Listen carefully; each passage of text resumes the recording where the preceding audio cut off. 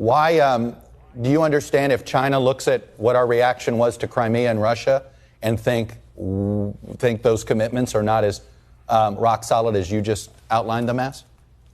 Well, I don't think that's true. When in the case of Crimea and the case of the Donbass, the United States back then led a very significant international effort to impose real costs and sanctions on Russia for its aggression in Crimea, in the Donbass. How's that worked out? In fairness, sir, I mean, it hadn't worked out very well.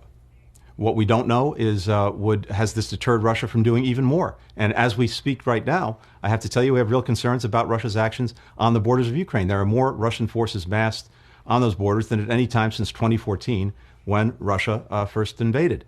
That's why we're in very close contact and close coordination with our allies and partners in Europe. All of us share that concern.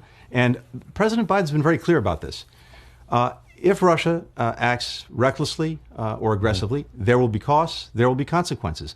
He's equally clear-eyed about the proposition that when it comes to Russia, there are areas where our interests align or certainly overlap, and we have an interest in working together, for example, on arms control, as we did in extending the START agreement. So the question is Russia going to continue to act aggressively and recklessly? If it does, the president's been clear, there'll be costs, there'll be consequences. Mr. Secretary, what you just outlined on Russia sounds like the exact same policy the Obama-Biden administration had towards Russia on this.